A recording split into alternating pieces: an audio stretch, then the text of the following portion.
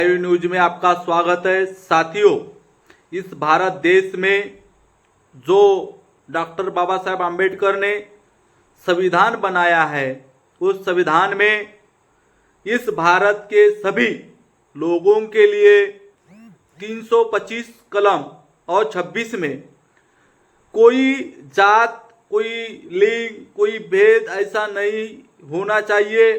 सभी को मतदान का अधिकार होना चाहिए। ये बात हमारे बाबा साहब ने संविधान में लिखी है।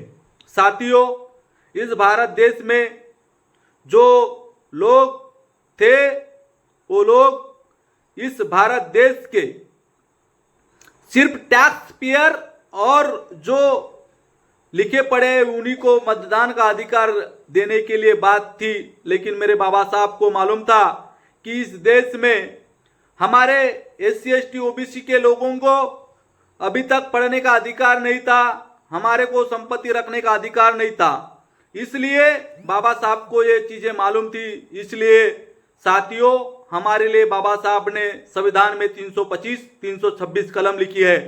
तो मेरे नौजवानों, आप गुमराह मत होना, आप संविधान पढ़ना और 325 और 26 कलम है, इसलिए आपको मतदान का अधिकार मिल रहा है। आपको ना भगवान ने दिया है, ना आपको किसी ने नहीं दिया है।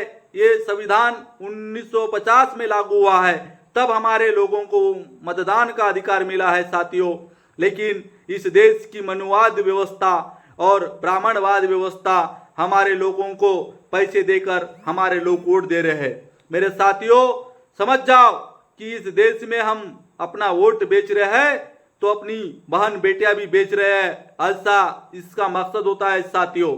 मेरे लोगों, आप 2000 रुपए के लिए और वो 1500 के लिए वोट दे रहे हो, ये बात कदापि आपको शर्मनाक करने वाली बात है। साथियों, इस भारत देश के संविधान में आपके लिए 325, 326 कलम नहीं होती तो आपको इस देश के ब्राह्मणवाद या जो बड़े लोग हैं कभी देखते भी नहीं और तुम्हारे दरवाजे में भी नहीं आते।